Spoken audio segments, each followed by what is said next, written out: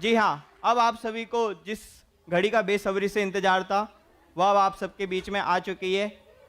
वो क्या है प्रोग्राम का नाम? Jainism broadcast. एक बार जोरदार तालियां। जी हाँ, आज के हमारे गेस्ट को मैं एक संक्षिप्त परिचय के साथ यहाँ पर बुलाना चाहूँगा। हमारे आज के इस प्रोग्राम के मुख्य अतिथि का एक संक्षिप्त परिचय देता हूँ। वैसे तो इन्हें किसी भी परिचय की आवश्यकता नहीं है, इनका नाम ही अपने आप में एक परिचय है। तो भी मैं एक छोटा सा उनके बारे में बताना चाहता हूँ कि आप एक लाइफ कोच हैं, ऑथर हैं, एंटरप्रेन्योर ट्रेनर हैं और एक बहुत ही अच्छे मोटिवेशन स्पीकर हैं। आपको 2006 में इंदिरा गांधी प्रियदर्शनी अवार्ड से भी सम्मानित किया गया था। आप कई ट्रस्टों के ट्रस्टी हैं, एक सफल बिजनेसमैन हैं और एक कंप्लीट फैमिली मैन हैं। जी हाँ, आप लोग सब समझ ही गए होंगे कि मैं किसकी बात कर रहा हूँ। तो आप सबकी तालियां रुकनी नहीं चाहिए। आप सबकी जोरदार तालियों के बीच में मैं बुलाना चाहता हूँ डॉक्टर सुधा प्रकाश जी बारिल का। स्वागत है भाई साहब आपका, बैठिए। कुर्सी और कुर्सी नहीं मिली तुम्हें?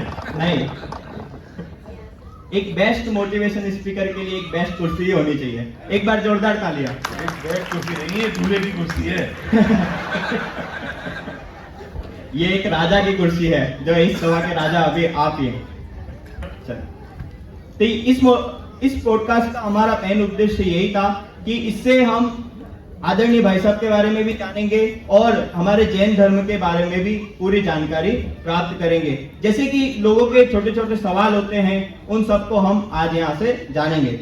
भाई साहब, मेरा आपसे पहला क्वेश्चन ये है कि आप इतने बड़े मोटिवेशन स्पीकर हैं और आप अपने आप को मोटिवेट रखने के लिए क्या करते हैं? इसके बेटा बच्चे जरा चुप हो जाए तो ठीक रहेगा। माँ बाप ना बच्चों को ले आते हैं इस बात के लिए कि वहां चलो पंडित जी चुप करा देंगे। मैं अपने आप को मोटिवेट रखने के लिए सबसे इम्पोर्टेंट बात है कि लाइफ का पर्पस डिसाइड होना चाहिए। लाइफ का पर्पस डिसाइड हो गया तो वो जो पर्पस आपने डिसाइड किया वो अपने आप में इतना इंस्पायर करता है, इतना इंस्पायर करता है, फिर आपको किसी एक्सटर्नल मोटिवेशन की और इंस्पिरेशन की जरूरत नहीं पड़ती। लोगों को तब जरूरत पड़ती है जब उनका पर्पस डिसाइड नहीं होता जी। और पर्पस डिसाइड हो जाए, उस पर्पस पे आप चल पड़ो, तो फिर आपको किसी और की आवश्यकता नहीं है। दो चीजें होती हैं, एक होता है मोटिवेशन और एक होता है इंस्पिरेशन। इंस्पायर तो कोई आपको कर सकता है, पर मोटिवेट तो आप खुद अपने आप को ही करते हो जी। इंस्पिरेशन एक्सटर्नल फैक्टर है और मोटिवेशन इंटरनल फैक्टर है। तो कोई और इंस्पायर करेगा और आप खुद अपने आप से मोटिवेट होंगे। और उन सब के लिए जरूरत है कि आपके पास एक पर्पस ऑफ लाइफ डिसाइड हो जाए। एक बार जोरदार तालियां। बहुत सुंदर भाई साहब। अगला सवाल कि हम सभी ने जैसे देखा है कि जैसे छोटे दादा हो गए, बड़े दादा हो गए, बाकी सभी विद्वान भी हैं, वो सब क्या करते हैं? बैठ के प्रवचन करते हैं, टोपी लगा के प्रवचन करते हैं। लेकिन हमने आपको देखा है कि आप सिर्फ खड़े होकर ही प्रवचन करते हैं। तो इसके पीछे क्या? मैं सिर्फ खड़े होकर नहीं करता था, मैं बैठ के भी कर सकता हूँ जी।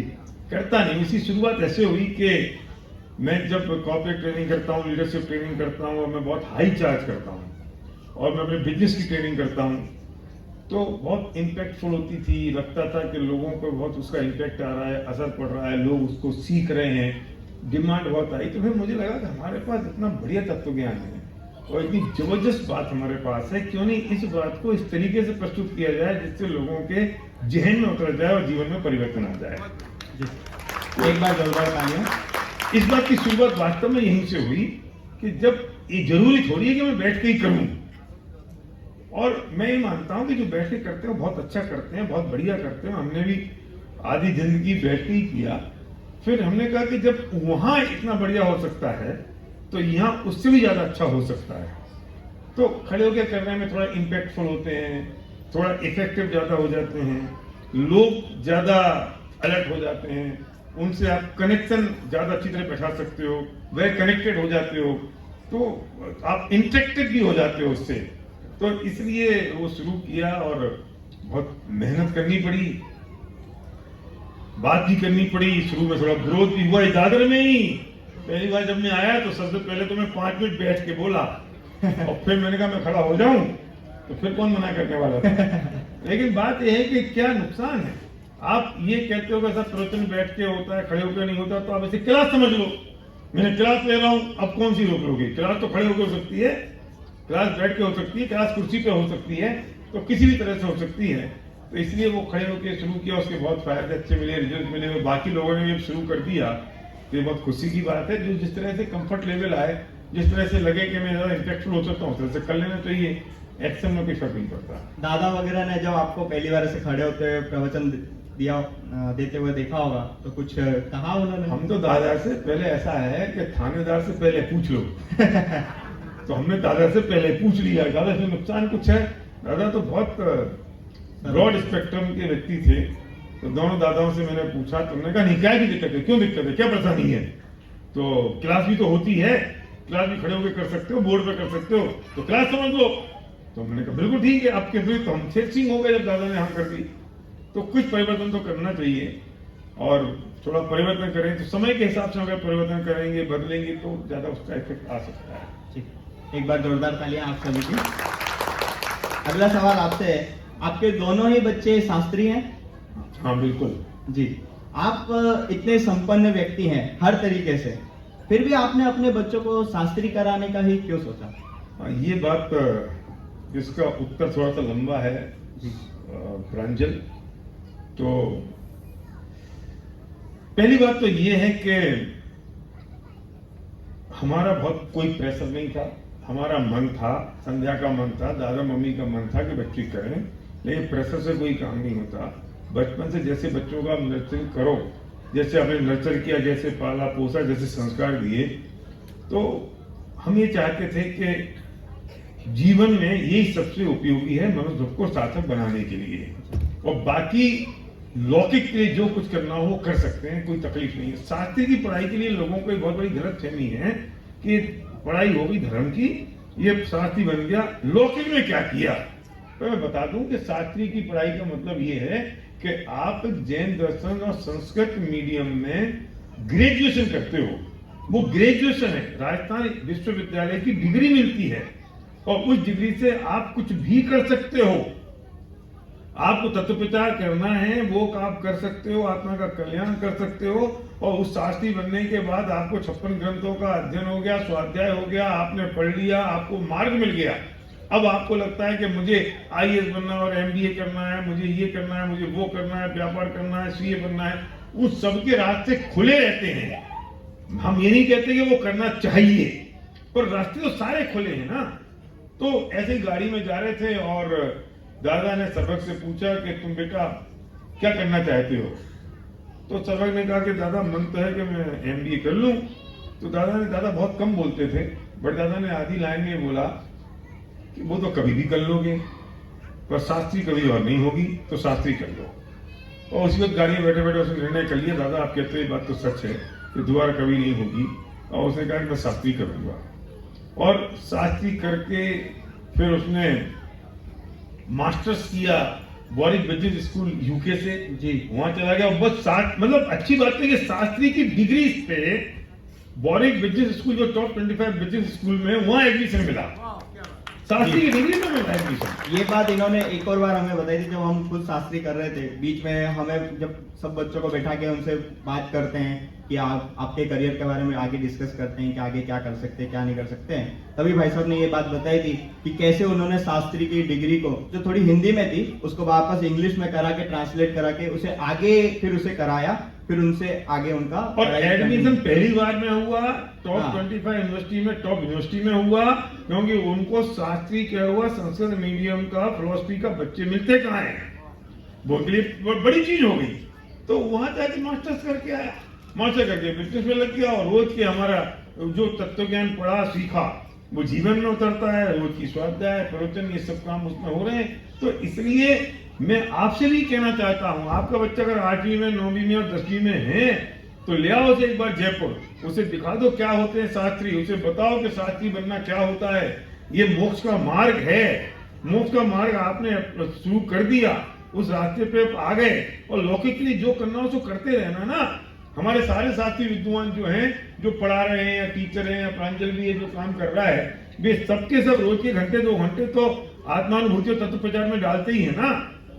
तो इसलिए उससे घबराने की आवश्यकता नहीं है कि हो पाएगा नहीं हो पाएगा, कर पाएगा नहीं कर पाएगा। वो बिल्कुल डिग्री है, बकायदा डिग्री है, और उसमें हमारे कितने शास्त्री विद्वान कितनी बड़ी बड़ी जगह पहुंच गए। कोई प्रोफेसर यूनिवर्सिटी के, कोई डीन है, कोई सीए हैं, और इन सब के साथ साथ वो टीचर्स हैं हमारे। हर दिन वे अपने तत्व चर्चा में लग्न हैं, मग्न हैं, वे अपने पाठशाला पढ़ाते हैं, वे प्रवचन करते हैं, वे सब काम करते हैं इसके साथ साथ। तो जब सर्वज्ञ ने किया तो भी वो सर्वदर्शी जो मेरी बिटिया है, जैसे हम घर पे सिद्धि कहते हैं, उसने मन बना लिया कि मुझे भी फिर शास्त्री करनी है।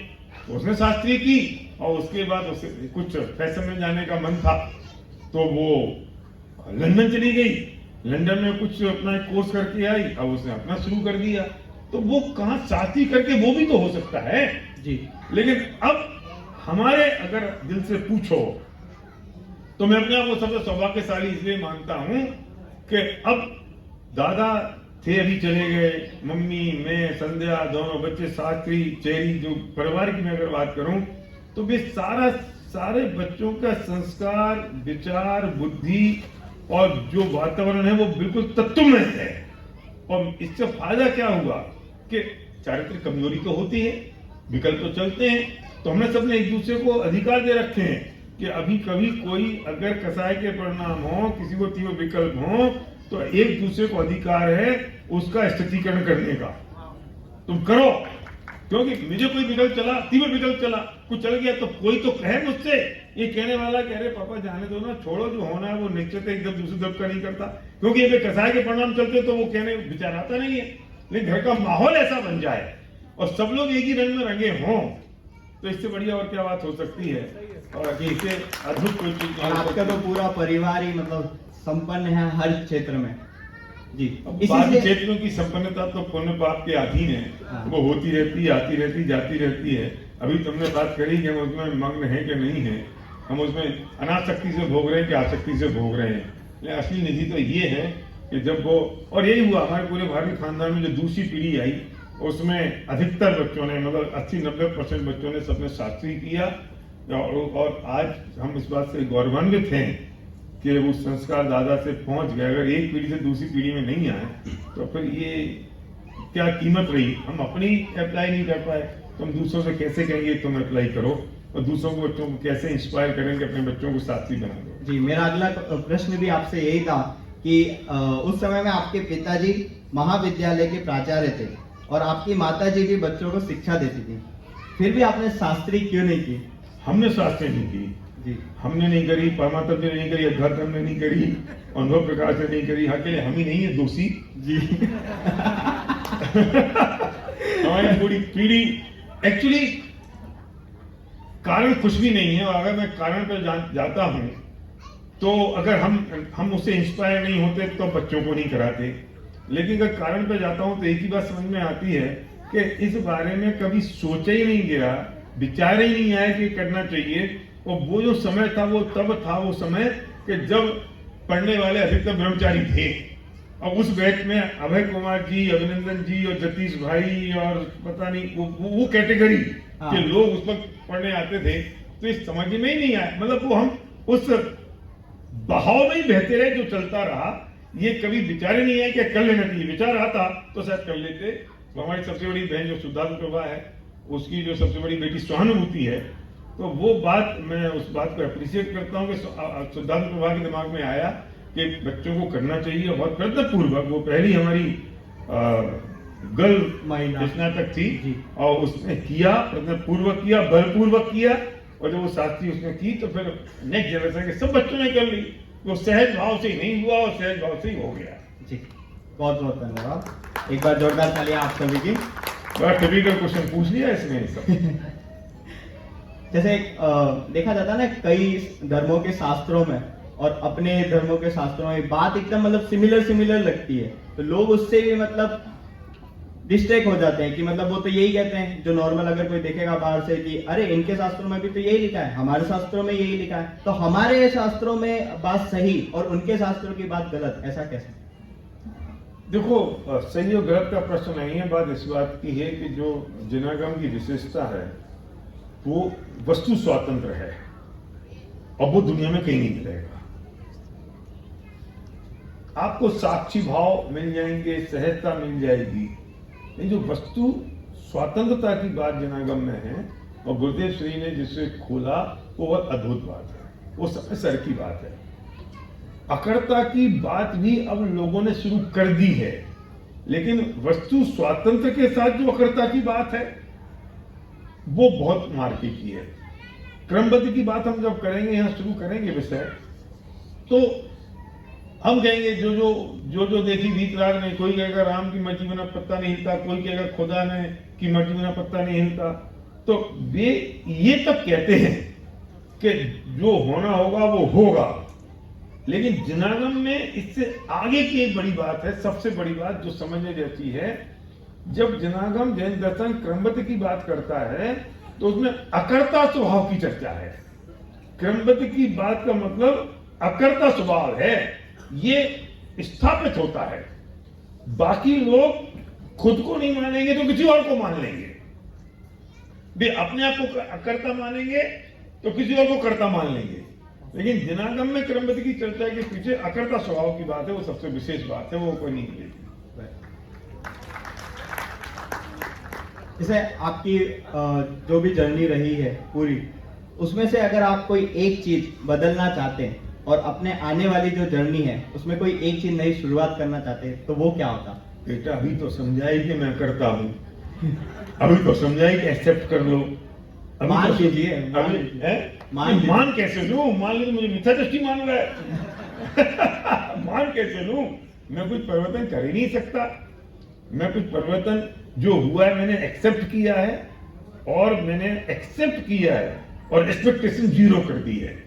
एक्सपेक्टेशन जीरो है, आगे के लिए भी एक्सपेक्टेशन तो जीरो है, वो अपेक्षाएं सब जीरो हैं, और अपेक्षाएं जीरो हैं, और जो है उसे एक्सेप्ट कर लो। इसके अलावा शांति का कोई मार्ग ना था, ना है, ना होने वाला है। और ये सब आकाश कुसुम की बातें हैं कि ऐसा हो जाता तो ऐसा हो जाता। तो दादा तो कह के चले गए कि सहज हो जाओ, जो हो जाए उसे स्वीकार कर लो, इससे अलावा कुछ नहीं हो सकता। जैसे मेरा अगला प्रश्न है कि आज की आधुनिकता के समय में जो नवीन पीढ़ी है वो धर्म से धीरे धीरे दूर होते जा रही है। अभी हम देखते भी हैं कि हमारे इतने प्रोग्राम होते हैं तो यंगस्टर हम देखते हैं तो कितने मिलते हैं, बहुत कम दिखते हैं। तो उसका क्या रीजन है, और अगर हम उसे जोड़ना चाहें तो किस तरीके से जोड़ सकते हैं? हमारी गलती है इसमें। अगर नई पीढ़ी दूर जा रही है तो गलती अपनी है प्रांजल, हम सबकी गलती है जिनको एक चिंता है कि नई पीढ़ी दूर जा रही है। उसके दो कारण हैं। पहला कारण तो ये कि हमने धर्म को ना परिभाषित कर दिया है बंधनों में। धर्म मतलब बंधन, धर्म मतलब लिमिटेशन, धर्म मतलब ये मत करो, वो मत करो, ऐसा क्यों कर दिया, वैसा क्यों कर दिया, ये कर लो, वो कर लो, नियम ले लो, प्रतिज्ञा ले लो। हमने इन बंधनों में मान दिया। तो इसलिए बच्चा जो जिससे कहो कि बेटा चल धर्म कर ले तो वो दूर भागता है, क्योंकि उसके सबकॉन्शियस माइंड में चला गया है कि इसका मतलब तो बंधन है, मुझसे ये करवाएंगे, वो करवाएंगे, ये करवाएंगे, ये छुड़वाएंगे, वो छुड़वाएंगे। वो भाग जाएगा, नहीं करेगा। और अगर दूसरी जगह आप जाओगे तो उससे वो इतना सा कहते हैं कि बेटा तू ये कर ले, तेरे को ये करना जरूरी है, नहीं तो भगवान नाराज हो जाएंगे। और हमारे भगवान तो करता है, नाराज तो होते नहीं है, हम ये तो उनसे कहते नहीं है, और हम जी बंधन में और डाल देते हैं, तो बच्चा चला जाएगा। धर्म का मतलब तो वस्तु स्वरूप को समझना है। धर्म का मतलब, और अच्छा हम समझते भी नहीं है वस्तु स्वरूप को, और हम उन्हें समझाते नहीं है, ना पाठशाला में भेजते हैं, ना उसे सच्ची बात का ज्ञान कराते हैं। ये कर ले, कर ले, छोड़ दे, कर ले, कर ले, छोड़ दे, कर ले, कर ले, छोड़ दे, तो बच्चा भाग जाता है। अरे उसे कर ले, छोड़ दे तो छूट जाएगा, वो अपने आप छूट जाएगा, वो अपने आप कर लेगा, लेकिन उसे सच्ची वस्तु का ज्ञान तो कराओ। हमने अपने बच्चों को भी कोई बंधन में डाला नहीं। हमारे फादर ने, दादा ने हमसे कभी कोई चीज नहीं कही कि ये मत करो, कैसे कर लो। अपना व्यवहार ऐसा रखा, अपने घर का वातावरण ऐसा रखा कि जिससे वो हमें पड़ गए संस्कार। और दूसरी सबसे कठोर बात और है जो सबको समझने जैसी है बेटा, कि जब बच्चे होते हैं ना तभी उनमें संस्कार डाले जा सकते हैं। जी, वे बड़े हो गए ना तो वे तुम्हारे बाप बन जाते हैं। सही बात। आज बच्चा है, तुम कहोगे बेटा ये जीव है और ये अजीब है, समझ लेगा। बेटा ये नहीं खाते हैं, ये खाते हैं, समझ जाएगा। उसे तुम्हें कुछ नहीं कहना, उसे तुम्हें जमीन गन को देख के सिर्फ इतना कहना है, ये छी, इतना कह दो छी, भाई वो समझ जाएगा छी का मतलब क्या है। अब तुम तब तो क्या कहते हो, लाड़ आता है, नहीं नहीं नहीं बच्चा है, अभी तो लेयर्स दे दो इसको, अभी तो अंकल जब खाने दो, कोई बात नहीं, बच्चे ही तो है, अभी तो रात को भूख लगी है तो खा लेने दो, अभी क्या दिक्कत है, बच्चे ही तो है। अब वो बच्चा कब बाप बन जाएगा तुम्हारा, तुम्हें पता नहीं चलता। मुझे याद है अच्छी तरह से, सरोगिन मुझसे कुछ दिन पहले कह रहा था, उसने मुझसे कहा कि ऐसे ही रात हो गई थी और मुझे भूख लगी थी तो किसी ने मुझे बिस्किट का टुकड़ा दे दिया, उसके हाथ में छोटा था और मैं जोर से हाथ फेंक के उसको मारा, उसके हाथ में भी लगी और बिस्किट टुकड़ा उधर गिरा। बोले उस दिन मुझे समझ में आ गई कि ये रात को नहीं खाते। क्यों नहीं खाते ये नहीं बताया, हम नहीं खा, अब बच्चा है कोई बात नहीं, खा लेने दो, बस हो गया, यहीं से गलती शुरू हो गई। अब बड़ा हो जाए तुम कहोगे कि ये मत खाओ, ये मत खाओ, ये मत खाओ, तो कहेगा व्हाई नॉट। फिर तुम कहोगे अंडा मत खाओ तो कहेगा क्या है, तो सफेद आलू तो है ही, कैसे समझाओगे उसे। फिर बचपन से ही समझाना पड़ेगा, वो दया का पात्र नहीं है। अरे बच्चा जिद कर रहा है, मुझे तो लेयर्स चाहिए, मुझे तो अंकल चिप्स चाहिए, मुझे तो चाहिए, वो रो रहा है, क्या पकड़ा दी। वो कल अंडे को रोएगा तो आप पकड़ा दोगे, कल वो चिकन को रोएगा तो आप पकड़ा दोगे, तो फिर क्यों आपने पकड़ाई, क्योंकि बच्चा है। अभी बच्चा है ना, अभी ज्यादा लोड मत डालो, इसे भी पाठशाला मत भेजो, उसको पाठशाला भी मत भेजो, बड़ा हो जाएगा तो अपने आप कर लेगा। तो स्कूल का एक आध होमवर्क कम हुआ, स्कूल की एक आध क्लास कम हुई, स्कूल का एक आध कॉपी कम हुई, नहीं हुई, तो तुम्हें पाठशाला की तुम्हें कम करानी है। सुनो, अपना बुढ़ापा अगर सुधारना हो तो अपने बच्चों में संस्कार डाल देना। वाह, इसी में एक लाइन कहना चाहता हूं कि अगर आप आज बच्चों को उंगली पकड़कर मंदिर तक ले जाएंगे तो बुढ़ापे में वही बच्चे आपका हाथ पकड़कर मंदिर तक ले जाएंगे। बिल्कुल। आपने, अब आप बूढ़े हुए, अब आप अशक्य होते जा रहे हो, बच्चे की जवानी चढ़ना शुरू हुई है, वो पावरफुल होता जा रहा है। अब क्या होगा, अब तुम अभी कहते हो मैं धर्म ना, मैं अब रात्रि भोजन ना अब बुढ़ापे में छोड़ूंगा, मंदिर में बुढ़ापे में जाऊंगा, मैं स्वाध्याय बुढ़ापे में करूंगा। अब तक तुमने छोड़ दिया, अब वो पीक पर है अपनी जवानी के, संस्कार जीरो है उसके पास। अब तुम कहते हो मैं तो शाम को 6 बजे खाना खाऊंगा, जमीन का नहीं खाऊंगा। अब बहू कहती है क्या यार ये बुढ़े को हो गया है, वो पीक पर है। अब हम इसके लिए, इनके लिए अलग सब्जी बनाए, अब इनके लिए हम 6 बजे अलग बनाए और अपने 9 बजे अलग बनाए, हमसे नहीं होगा, वो अलग हो जाएगी और नहीं होगी तो तुमको खाना पड़ेगा। अरे क्या ये नहीं हो सकते कि सब लोग एक साथ 6 बजे डाइनिंग टेबल में बैठ के खाएं? ये नहीं हो सकता कि सारे सारे एक सब्जी में खाएं, एक ही चीज खाएं। ये तब से चलेंगे, संस्कार तब होगा। तुम्हारा बुढ़ापा खराब हो जाएगा अगर तुमने अपने बच्चों को संस्कार नहीं दिए तो। कि इसी से रिलेटेड मेरा एक और प्रश्न मैं ऐड करना चाहता हूं कि जैसे आज के समय में जो दूसरे बच्चे हैं वो वेस्टर्न कल्चर को बहुत ज्यादा अपना रहे हैं, जैसे पार्टियों में जाना, इधर घूमना, उधर घूमना, जितने वेस्टर्न कल्चर है उसको धीरे धीरे ज्यादा लोग अपना रहे हैं और उसको अपनाते हुए वो अपने आप को इतना प्राउड फील करते हैं। अगर उन्हें मतलब अगर कोई बच्चा मंदिर जी जा रहा हो तो उसे कैसे, अरे तो मंदिर जाता है, तो लोग उसकी हंसी उड़ाते हैं, ठीक है। और वहीं अगर वो कहीं रात को घूमने जा रहा है, क्लबों में जा रहा है, पार्टियां कर रहा है, तो लोग इतना उसको कोई इशू नहीं बनाते। तो इस सब से बचने का क्या उपाय है? ये सब तो इफेक्ट है। कॉज तो ये था कि तुमने उन्हें संस्कार नहीं दिए और तुमने जो संस्कार थे उनको बड़ा नहीं बनाया, उनको महान नहीं बनाया। आज हम भी अभी, हमारी भी जवानी है बेटा, हम बूढ़े नहीं हुए हैं, हमारी भी जवानी है। हम अगर बैठे हैं और कोई आदमी सामने कुछ भी कर रहा है तो मुझे इंफिनिटी कॉम्प्लेक्स आता है कि मुझे सुपरिटी कॉम्प्लेक्स आता है। सर्वज्ञ वहां बताता था कि वो वहां पढ़ने गया, अब हमें तो चिंता खत्म हो गई, शास्त्री करके गए, ऐसे गए वैसे गए, सिद्धि भी बताती थी। तो वे वहां गए तो अब बच्चे तो सब कर रहे हैं और वे गिलास भर के भी बैठे हैं अगर, तो इसने अपना सोया मिल्क ले लिया, तो इसकी सेल्फ इमेज इतनी हाई हो गई कि उनके माँ बाप के फोन इसके पास आते थे कि बेटा हमें हमारे बेटे ने तुम्हारे बारे में बता दिया, पर मेरे बच्चे की दोस्ती मत तोड़ना, नहीं तो उसके संस्कार खत्म हो जाएंगे। माँ बाप कहते थे कि हमारे बच्चे की दोस्ती मत तोड़ना। क्यों? क्योंकि जब आप जिस ढंग से सदाचार से रह रहे हो तो उससे आपकी सेल्फ इमेज इतनी हाई हो गई तो आपको इन्फिनिटी कॉम्प्लेक्स नहीं आता। क्यों? क्योंकि आपने उसको समझाया कि ये महान काम है, ये सदाचार से जीवन जीना महानता है। जिनके बच्चे भी, आप बहुत सारे लोग बैठे हो जिनके बच्चे एग नहीं खाते, ये जमीन नहीं खाते, वे दूसरे बच्चों के यहाँ जाते होंगे ना बर्थडे पार्टी में, तो जिनके हम बर्थडे पार्टी में जाते हैं ना, वे आपके बच्चे के लिए अलग से इंतजाम करते होंगे। नहीं भैया ये जमीन नहीं खाता, इसको रात की भोजन नहीं करता, तो इसको ना जरा जल्दी 5 बजे खिला दो। इज्जत बड़ी कि घटी? बड़ी। बड़ी। तुम्हारा इंतजाम किसी और ने किया ना, तुम्हारा सम्मान बढ़ा। वे जानते थे कि सदाचारी है, और जो तुम्हारे मुंह पे मजाक उड़ाते हैं वे अंदर से इज्जत करते हैं। वे जानते हैं कि ये बड़ा है, वे इज्जत करते हैं अंदर से। ऊपर से दिखा रहे हैं तुम्हें इस बात के लिए क्योंकि उन्हें अपनी इन्फिनिटी कॉम्प्लेक्स छुपाना है। तो हमारी जिम्मेदारी बनती है कि हम बच्चों की सेल्फ इमेज इंक्रीज करें और उस एटमॉस्फेयर, उस माहौल में ले जाएं कि छोड़ने वाले और सदाचार से जीवन जीने वाले और संस्कार से रहने वाले तुम अकेले नहीं हो। तुम अकेले नहीं हो। अब तुम्हारे घर में नहीं होगा, जो दूसरी बहू घर में आएगी वो बेचारी क्या करेगी? वो तो वही रंग में रंग जाएगी जो तुम्हारा बेटा रंगा है।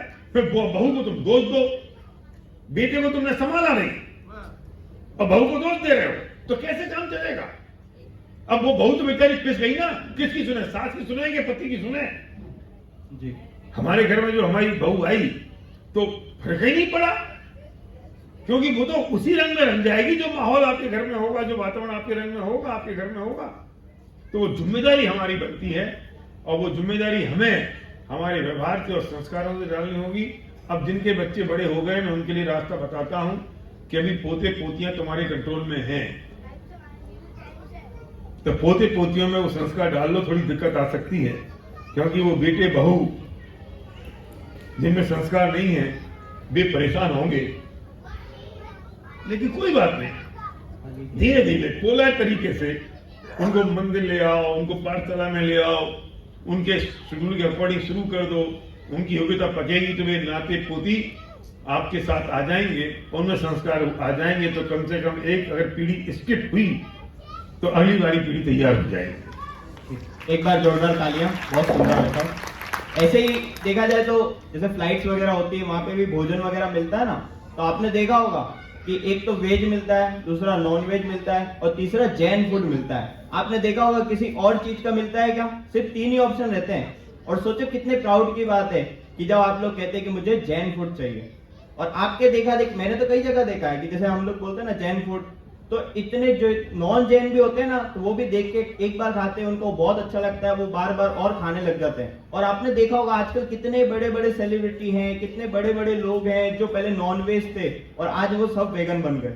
ठीक है, सब लोग कहते हैं कि हम लोग अब वेज को फॉलो कर रहे हैं, हमें ये दिक्कत हुई, वो हुई, इतनी सारी चीजें हुई, जितनी बीमारियां हुई सारी नॉन वेज से हो रही है। कितनी कितनी न्यूज़ तो हम अखबारों में ऐसे ही पढ़ते हैं कि नॉन वेज खाने से ये हो गया, इतनी बीमारियां हो गई। तो ये हमारे लिए एक प्राउड मोमेंट है कि हम लोगों को बचपन से ही ऐसी शिक्षा दी जाती है कि हम लोग खाते ही नहीं है, और हमारे यहाँ भी अभक्ष में सारी चीजों को गिना जाता है। समय बचता है तो हम पाठशाला भेजें, उसकी वजह हमें ये करना चाहिए कि पाठशाला भेजें, बाकी जो समय बचा है उसमें बाकी के काम कराएं।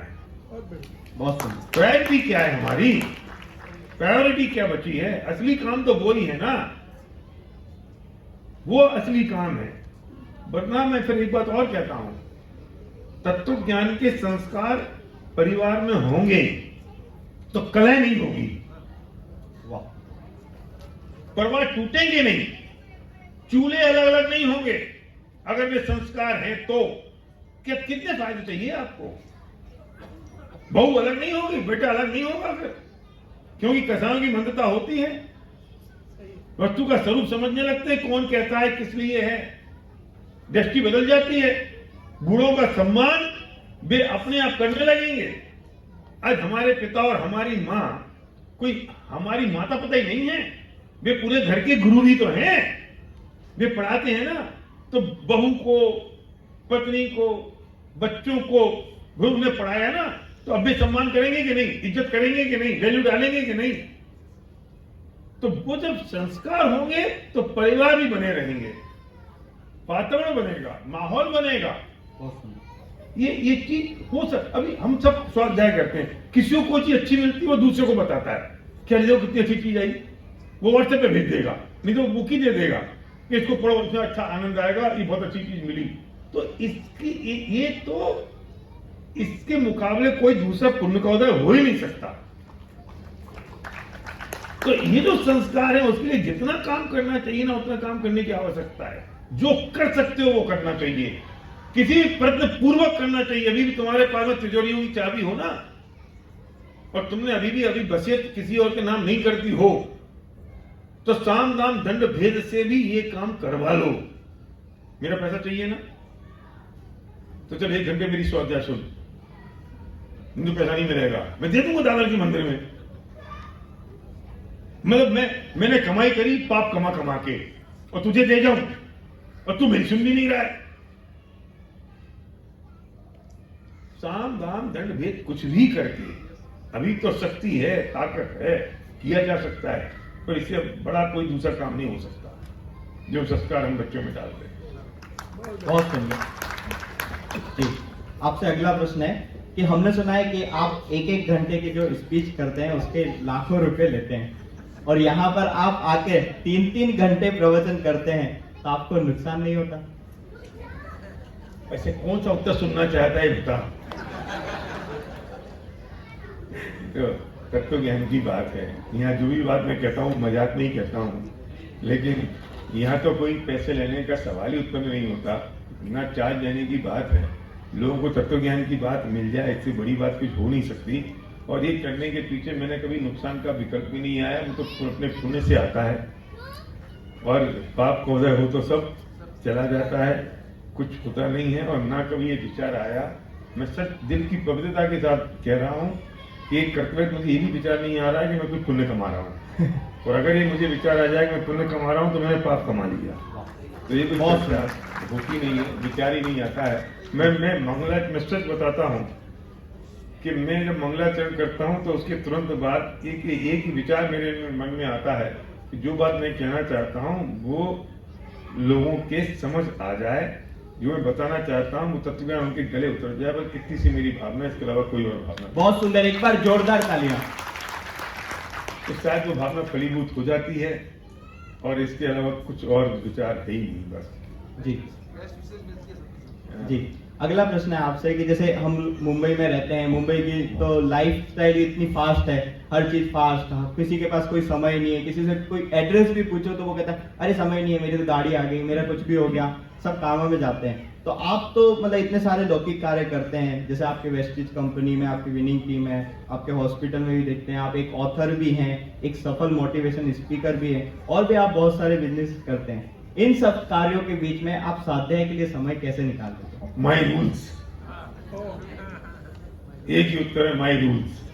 वो माई रूल तैयार कर रखा है। मेरा कोई भी समय, मेरी जिंदगी में 2 चीजें बिल्कुल नहीं है। मैं कभी बोर नहीं होता, मैं कभी ये नहीं कहता कि मैं थक गया, क्योंकि वो सबकॉन्शियस माइंड में जाएगा, और मैं कभी ये नहीं कहूंगा कि मेरे पास टाइम नहीं है। ये 3-4 चीजें मेरे रूल में शामिल हैं। और सुबह का मेरा पूरा समय स्वाध्याय में ही जाता है, सुबह के 2-3 घंटे। और उसके बाद चाहे मैं फ्लाइट में बैठा हूँ, बहुत ट्रैवलिंग होती है, फ्लाइट में बैठा हूँ तो 1 मिनट बर्बाद नहीं होता। मैं कुछ सुन रहा हूँ या कुछ लिख रहा हूँ या पढ़ रहा हूँ।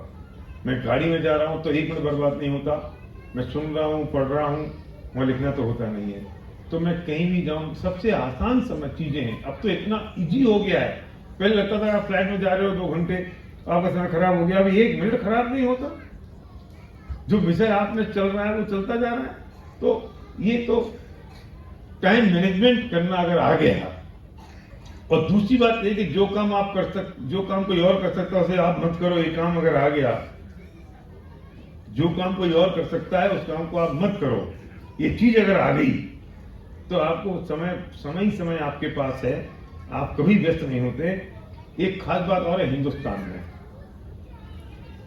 बता दूं, 10,000 रुपये महीना एक्स्ट्रा खर्च करने की मेंटलिटी बना लो, तुम राजा की तरह जिंदगी जियोगे। इस सारी जो समय की बर्बादी और किचर पिचर, ये किस बात के लिए होता है? कोई लाखों नहीं बचाते हो। सब्जी वाले के पास गए, सब्जी वाले ने कह दिया टमाटर 20 रुपए किलो है, 17 में दे दे। वो कहता है नहीं नहीं नहीं नहीं नहीं 19 में ले जाओ, चल 18 में दे दे। क्या कर रहे हो? तुमने 10 मिनट खराब कर दिए। कितने रुपए बचाए शांति भाई? कितने बचा दिए? 2 रुपए। पूरे महीने भर जो सब्जी वाले ने मांगा वो दे दो। कितने रुपए खर्च कर लोगे? 1000 रुपट्टी कुल पूरे महीने भर में। और शांति कितनी? शांति कितनी? और वो सब्जी वाला सलूट और मारेगा, बाबूजी आ गए। और बनने का एक कुंजड़ है यार, पता नहीं होगा सेठ अपने घर का, फ्रेश सब्जी भी देगा। वो गालियों बकता है, 2 रुपए खिचपिच करता है। ये तुम्हारे वो पैसे किस काम आए? समझ रहे हो? तुम्हारी तुम कुली से करते हो। कितने रुपए के लिए कर रहे हो कुली से? स्टेशन पर उतर गए, अब वो कुली को आवाज लगाई, कुली सामान देख के बोलता 200 रुपए। पागल है क्या? 100 ले ले। तुम्हें पता है 100 नहीं लगेंगे। और वो कुली भी होशियार है, वो वहीं खंबे पे बैठ जाता है। और फिर तुम कहते हो चलो मैं उठा लूंगा। तुम्हारी वस्तु उठाना है, उठाते हो 2 सूटकेस। वो बैठा रहता है, वो देखता है बीड़ी पीता पीता कि तुम क्या कर रहे हो।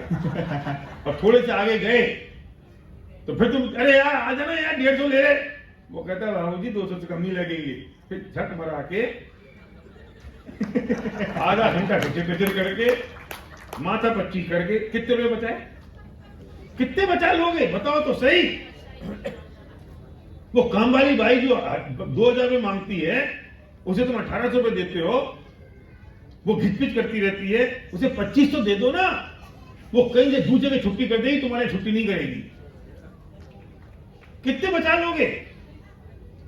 ये 10-10, 5-5, 100-100, 50-50 रुपए की जरा गिफ्ट बांट दो ना, जरा लोगों को बख्शिश दे दो ना, टिप दे दो ना। वे सारे सलूट मारते फिरेंगे तुम्हें। तुम्हारी जिंदगी कंफर्टेबल हो जाएगी, तुम्हारी आकुलताएं कम होंगी, अशांति कम होगी, स्ट्रेस कम होगा। नहीं तो बाहर जाओगे अभी ऑटो वाले से घिचे पिछे करना शुरू कर दोगे। कितने रुपए बचाए? 10,000। और 10-20 हजार रुपए में आज पूरा हिंदुस्तान में इंसान मिलता है 12 घंटे काम करने के लिए। 10-20 हजार रुपए में, 25 हजार रुपए में। और जो करवाना टेंशन दे दो ना उसको, लेगा ना वो तुम्हारी टेंशन भी आदमी मिलते हैं हिंदुस्तान में।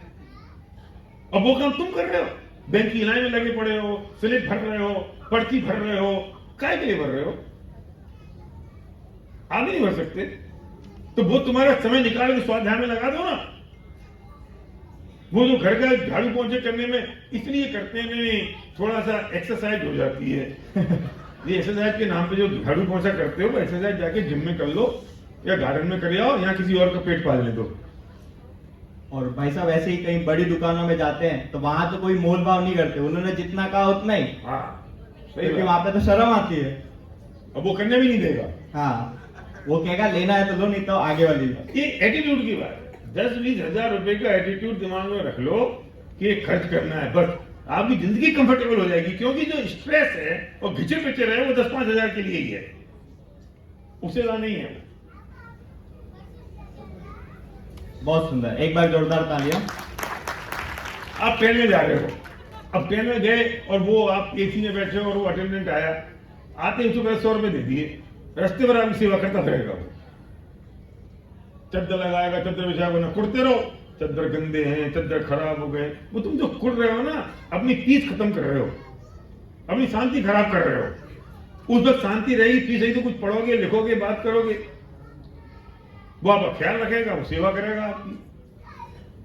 अब 20,000 25,000 में ड्राइवर मिल जाते होंगे बम्बई में, 30,000 में मिल जाएंगे। रख लो बढ़िया ड्राइवर। कहाँ ट्रैफिक के चक्कर में फंसे हो, उलझो ट्रैफिक के चक्कर में। वो गाड़ी चलाएगा, तुम पीछे बैठ के भोक्ता पकाता पड़ना, और क्या हो जाएगा। बचाने से कोई अमीर नहीं बना आज तक, कमाने से अमीर बनते हैं। वाह, बहुत सुंदर। ये इन्होंने इनडायरेक्टली अपना सीक्रेट बता दिया है। जो समझ गए, समझदार को इशारा ही काफी होता है। चलिए, बहुत सुंदर, एक बार जोरदार तालियां। जी, आपने एक दिन अपने प्रवचन में कहा था कि एक समय में मेरे पास ईएमआई भरने तक के पैसे नहीं थे, और आज आपके पास पोर्श कार है, इतने सक्सेसफुल है, तो इस सब का सीक्रेट क्या है? पुण्य का उदय। पुण्य का उदय। बहुत सुंदर। जब पाप का उदय आया था तो ऐसा हो गया था, फिर पुण्य का उदय आया तो ऐसा हो गया। अब मैं करने वाला था तब भी नहीं था, और बाद में भी नहीं था करने वाला। मेरे करने से होता तो पहले हो जाता, और नहीं करने से होता तो अभी नहीं होता। मैंने बहुत सोचा तो बेटा, बहुत सोचा, बहुत किया, अंत में उसी निष्कर्ष तक पहुंचा। मैं तो वही था, मेरे करने से होता तब हो जाता ना, कुछ नहीं हुआ। अब हो गया तो मेरे करने से क्या हो गया है? उदय आया, अपने हिसाब से आ गया, संयोग इकट्ठे हो गए, चले गए। मैं अभी भी, इसके बावजूद भी मैं महीने में कमल जी 1 या 2 बार अपने बच्चों से कहता हूं ये बात, सबके साथ बैठ के, कि अभी जो उदय है उसे तुम अनासक्ति से भोग लो। कल अगर उदय क्षीण हुआ तो ये सब चला जाएगा, तो सामने फुटपाथ पे सूखी रोटी हरी मिर्ची के साथ खाएंगे, तब भी उतनी प्रसन्न रहना जितने आज हो। ये बात तुम्हारे मरी रहनी चाहिए। और मैं अभी कहता हूं, अरे ऐसी बात क्यों कर रहे हो? अरे है ना, वस्तु का स्वरूप ही ऐसा है। पाप का उदय आएगा तब नहीं, पुण्य क्षीण होगा तभी। पाप के उदय आने के कल्पना मत करो, पुण्य क्षीण हो जाएगा, चला जाएगा, हो गया ना, फिर हो जाएगा, क्या फर्क पड़ता है? जी, बहुत सुंदर, एक बार जोरदार तालियां आप सभी का। अगला प्रश्न है दान के विषय में, कि जैसे कि हम सभी लोग इतने संकुलों, मंदिरों में दान देते हैं, वहीं किसी साधन में जो आर्थिक स्थिति से कमजोर है और उसे पैसे की आवश्यकता है, तो इससे उसकी मदद, मतलब हम सबको उसकी मदद करनी चाहिए कि नहीं करनी चाहिए? इस पर आपके क्या विचार है? नहीं, बिल्कुल करनी चाहिए। ये तो मदद, ये तो दया के परिणाम है। और मंदिर में दान दे दो, और आपके बगल में जो आपका साधन ये भूखा मर रहा हो, तो ऐसे मंदिर में दान देने से कोई फायदा नहीं है। युगल जी के प्रवचन में कई बार ये बात आई कि भैया पहले घर की शांति चाहिए। वो तो ये भी कहते थे कि अगर तू सास बहू से झगड़ा करके मंदिर आ रही है तो नहीं आ मंदिर, घर की शांति पहले बना ले। आकुलता तो वहां हो रही है, आकुलता का दोष लगेगा, मंदिर में आके तपन नहीं लग जाएगा। इसका मतलब ये नहीं कि मंदिर आने से मना कर रहे हैं, पर क्या करके क्या आ रहे हैं वो है, उससे वो मैनेज करके आओ। तो भैया साधन भी भूखा हो, है ना। और हम मंदिर में दान दे रहे हैं इस बात के लिए क्योंकि मेरा नाम लिखा जाएगा, और इसको पैसे दे के अगर नाम नहीं होगा तो तुमने पाप कमा लिया मंदिर में पैसा दे के भी। लेकिन दया के परिणाम हो तो फिर तुझे तो करनी ही चाहिए, मदद करनी ही चाहिए, जितनी मदद की जा सकती है उतनी करनी ही चाहिए। और जितना पैसा संकुल में जाना होगा, मंदिर में जाना होगा, अपनी योग्यता से जाएगा। और वहां इसका पेट भर जाता है 2, 4, 5 हजार 10 हजार में, वहां 2, 4, 5 हजार में काम नहीं होता। तो हम कहते हैं दोनों ही काम क्यों नहीं कर दो, वो भी कर दो, ये भी कर दो, दोनों में चॉइस क्यों करना है? अपनी शक्ति के अनुसार दोनों काम परिस्थिति और समय के साथ कर देना चाहिए। बहुत सुंदर, एक बार जोरदार तालियां। आपके लिए एक छोटा सा सरप्राइज भी है मेरा अंतिम क्वेश्चन के बाद। अच्छा जी, मैं गिफ्ट है या क्वेश्चन है सरप्राइज में? नहीं, है, सरप्राइज ही है, अभी आपको बताएंगे। अच्छा भाई साहब, आप इतने अच्छे मोटिवेशन स्पीकर हैं, तो आपके सभी जगह बहुत सारे चाहने वाले हैं, तो कोई एक ऐसा फैन मूवमेंट या ऐसा कुछ आपके साथ हुई घटना? बेटा ऐसे तो बहुत सारे हैं, गिनती नहीं है। कोई एक आप हमारे सबके साथ शेयर करना चाहते? मुझे कहने में बहुत संकोच होता है, अच्छा नहीं लगता बताने में मुझे अपने मुंह से। लोगों ने हमारे संध्या के फोटो अपने घरों में लगा रखे हैं। वाह, बहुत सुंदर। जहाँ वो अपने भगवान की, जैन नॉन जैन किसी कोई जाति का संबंध नहीं है, जहाँ वे अपने भगवान की फोटो रखते हैं, उसके बगल में लगा के रखते हैं। मेरे पास ऐसे ऐसे मैसेज लोग भेजते हैं तो अपने को संकोच हो जाता है, अपन ऐसे नहीं है। और फिर लोगों का स्नेह है, प्यार है, उनकी जिंदगियों में कुछ परिवर्तन आ जाता है, उनकी जिंदगियों में कुछ बदलती, उन्हें कुछ होप और उम्मीद लगती है, तो बेचारे ऐसा करते हैं। और बहुत सारे ऐसे सैकड़ों हैं लोगों के साथ फोटोग्राफ, ये वो। मेरा तो जन्मदिन यहाँ था, मैंने तो सोशल मीडिया बंद कर रखा है, लेकिन पता मुझे सूचना आई जयपुर से, मेरे ऑफिस से, कि वो भरा पड़ा है, दूसरे लोगों ने डाल रखे हैं। तो पवित्रता के साथ आप काम करो। तो शायद बम्बई के ही कोई केस था, किसी ने बताया था कि कोई मेरा परिचित ऑटो में बैठा, बम्बई की किसी ऑटो में, और वो बोला मैं पूजा कर रहा हूँ, रुक जाओ जरा।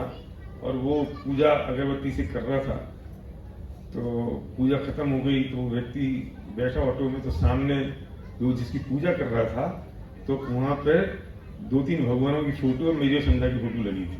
वाह, वो बोलता क्या है कि मोमेंट ये है। क्या तुम इनकी पूजा कर रहे थे? तो बोले आप इनको जानते हो? बोले हाँ जानते हैं। तो यार मेरी बात करा देना अगर आप जानते हो तो। मैं तो दोनों को नहीं जानता हूँ मैं, तो मुझे कई दिन बाद पता चला। तो ये कतई कोई चीज हमारे सिर पे नहीं चढ़ती, ना दिमाग पे चढ़ती, ना उसका कोई विकल्प आता है। यश कीर्ति का उदय होगा, आपको अनुकूलता लगती होगी तो आपको पुण्य का उदय है, नहीं लगती होगी तो आप पे नहीं है। लोगों की भावनाएं होती हैं, उनकी जिंदगी में कुछ परिवर्तन आता है तो लोगों की भावनाएं बन जाती हैं, इसमें हमारे करने नहीं करने से कुछ नहीं होता। तो फॉलोअरशिप तो ऐसी है, कुछ नहीं कर सकते। बहुत सुंदर। तो आप भी अपने स्पीचों में यही बात कहते हैं कि जिस दिन ये सारी बात अगर मेरे सिर पे चढ़ गई तो उस दिन मैं सक्सेसफुल नहीं रह पाऊंगा, उस दिन मैं सक्सेस मेरी सारी चली जाएगी। आपके लिए सरप्राइज ये था कि हमारे पास आपकी कुछ तस्वीरें हैं जिसे आपको देख के बताना है कि ये कहाँ कब की है।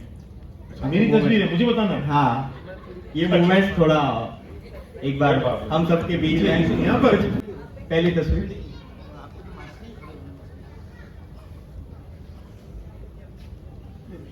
जी,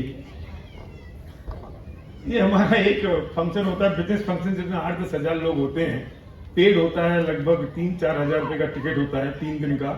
तो हम पूरी फैमिली उसमें हमारा जो हमारी कंपनी है उसका फ्लैग है, वो फ्लैग हम कर रहे हैं, वो फंक्शन है। शायद ये दिल्ली या हैदराबाद का होगा। बहुत ह्यूज फंक्शन होता है 3 दिन का। नेक्स्ट तस्वीर ये देखिए, कितनी सुंदर तस्वीर है, एक बार जोरदार तालियां। पता नहीं कहाँ से तुमने तस्वीर निकाल ली। ये मैं एक प्रोग्राम था, ट्रेनिंग का प्रोग्राम था, तो मम्मी को भी हम ले जाते हैं जहाँ संभव होता है और उनकी तबीयत ठीक होती है। तो मैं स्टेज पे जा रहा था बोलने के लिए, उनके पैर छूके तो उन्हें गले से लगा लिया और फोटोग्राफर ने वो कितना तस्वीर सुंदर खींची। मूवमेंट है। नेक्स्ट, हाँ, ये तो पूरा परिवार है हमारा। ये कितने समय पुराने की? ये 2004 की तस्वीर है। 2004 की। 2004 मतलब 20 साल हो गए। हाँ। 20 साल। चलिए नेक्स्ट। ये मुझे कोई अवार्ड मिला था और मेरे जो बिजनेस एसोसिएट थे उन्होंने उसे सेलिब्रेट किया, तो मम्मी भी वहां थी उस प्रोग्राम में। तो मम्मी आई और फिर मम्मी ने बोला भी, वो यूट्यूब पे पड़ा है, एसपी भारत की माँ ने दी सीख, वाह, और उसे करोड़ों व्यूज हैं उसके। वो तो बहुत जबरदस्त वायरल हो गया वो फेसबुक पे और यूट्यूब पे जी। तब आप ऐसा कुछ काम कर लो जब आपके पेरेंट्स को आपको प्राउड फील हो, आपके बच्चों को आप पर प्राउड फील हो, तो लगता है कि कुछ आप सही जगह पर हो। भाई साहब इन्हें पहचानते हैं? अरे बाप रे, ये तो मेरे शादी के पहले की तस्वीर होगी। मेरे को ये काम लगी बेटा तुम्हें, प्रांजल तो बड़ा बदमाश निकला। ये तो हर जगह कांटेक्ट है भाई साहब, सब मिल जाता है। अच्छा, ये तो मेरे पास भी नहीं होगी।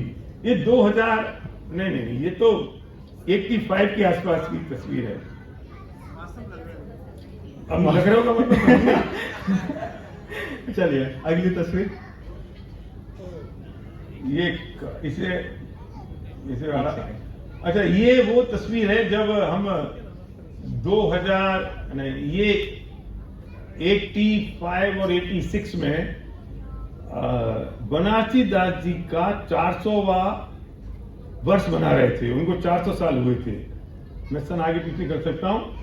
तो उस वक्त मैं बनारसी दास जी पर कुछ बोल रहा था और ये बात होगी 84-85 के आसपास की, 86 के आसपास की, उस वक्त की तस्वीर है। स्मारक में बोल रहा हूँ, स्मारक की है। हाँ, आगे नेक्स्ट। इसे रोटेट करो यार। हाँ, ऊपर से हो जाएगा, इधर इधर। ये सेकंड नंबर का। हाँ, एक और बार, एक और, बस। हाँ, ये इनमें बैठा हुआ हूँ, पीछे उद्धार प्रकाश जी बैठे हैं, वो परमात्मा प्रकाश जी बैठे हैं। और ये तस्वीर तो मुझे लगता है कि दादा का जो गांव था बड़ौदा स्वामी, दादा जहाँ जन्म हुआ दादा का, उस जगह किसी प्रोग्राम में हम लोग गए थे, वहाँ की तस्वीर है। वाह। बहुत पुरानी तस्वीर है। उस समय से और आज का देखने में इतना ज्यादा फर्क दिखता नहीं है वैसा। मेरे में हाँ। मैं एंटी एजिंग ट्रीटमेंट देता हूँ। चलिए अगली फोटो। हाँ, ये दादा है और सर्वज्ञ है, और ये बिटिया सिद्धि है। और ये जब लगभग 28 साल पुरानी पिक्चर होगी ये। बहुत सुंदर। नेक्स्ट हो गया। चलो बहुत बढ़िया। मैं सोचा पता नहीं वो कहाँ से ले आएगा, कौन चलिए थैंक यू। आपसे अंतिम प्रश्न, आज का ब्रॉडकास्ट आपका कैसा लगा आपको? बहुत अच्छा लगा, बहुत अच्छा लगा। तुम्हारे प्रश्न बहुत अच्छे थे दिनेश भाई, मुझे खुशी हुई। थैंक यू सो मच प्राण। आपका SP इस जी, podcast हमारे आने में बेसिक्स बहुत-बहुत मध्य ग्रुप धन्यवाद। से एक प्रश्न है। हाँ, बोलो बोलो। दिनेश जी आप ले लीजिए। सबको मौका मिल गया पूछने का। क्वेश्चन सेंसर तो कर लेते, क्या पूछ लेंगे पता नहीं। पूछो पूछो, कोई बात नहीं। पंडित जी, हम पूछना चाहते हैं कि एक तरफ तो आप तत्व का अभ्यास करा के संसार कम करने की बात करते हैं, और दूसरी तरफ आप मोटिवेशनल स्पीकिंग करके लोगों को संसार बढ़ाने की बात करते हैं। बाबू एक बार तुम ना मेरे उन प्रोग्राम में आ जाओ, तो तुम्हें पता चल जाएगा कि मैं उनका संसार खत्म करने की बात करता हूँ। मैं वहाँ पे मेरे जितने प्रोग्राम होते हैं, मेरी विशेष बात ये है, मेरे कभी प्रोफाइल में देखोगे कि अध्यात्म की ठोस नींव पर लोगों को इंस्पायर करना, मोटिवेट करना और उनकी जिंदगी जीने का तरीका सिखाना। अध्यात्म की ठोस नींव पर वो मेरा फोटे है, वो मेरी विशेष बात है। मैं बहुत असमंजस में था। तुमने क्वेश्चन बिना बहुत दर्दनाक पूछ लिया, सुन लो इसका उत्तर, खड़े खड़े सुन लो। मैं 5 साल 10 साल तक इस बात की मैं संकट में रहा कि मैं सोचता ये हूं, चाहता ये हूं, और मैं इनको ये सिखा रहा हूं, और उसके बाद मैं इनको वो असली बात जो वस्तु का स्वरूप है वो कैसे बताऊं, ये बहुत संकट में था। लेकिन मैं जिस निष्कर्ष पे पहुंचा बहुत विचार के बाद, मैं हर प्रोग्राम में स्पिरिचुअलिटी की मेरी बात होती है, मैं उस थॉट प्रोसेस की बात करता हूं और उनसे ही कहता हूं कि मैं तुम्हें करोड़पति संत बनाने आया हूं। संत करोड़पति नहीं। संत करोड़पति होगा तो भ्रष्ट हो जाएगा, जैसे जेलों में बैठे हैं। मैं करोड़पति संत की बात करता हूं कि तुम करोड़पति तो बनोगे, लेकिन जीवन संतों जैसा होगा। जी क्योंकि वो सक्सेस चढ़नी नहीं चाहिए, वो सफलता चढ़नी नहीं चाहिए। पैसा तो आएगा अपने उदय से। जो हम बात करें तो भरत चक्रवर्ती था ना करोड़पति अरबपति, और संतों जैसा जीवन था ना, तो करोड़पति संत तो बन सकते हैं ना। जीवन तो सोच तो वैसी हो सकती है संतों जैसी, इसलिए हम करोड़पति संत की बात करते हैं। बहुत सुंदर, एक बार जोरदार तालियां। अगर आप सभी को आज का ब्रॉडकास्ट बहुत अच्छा लगा हो तो एक बार जोरदार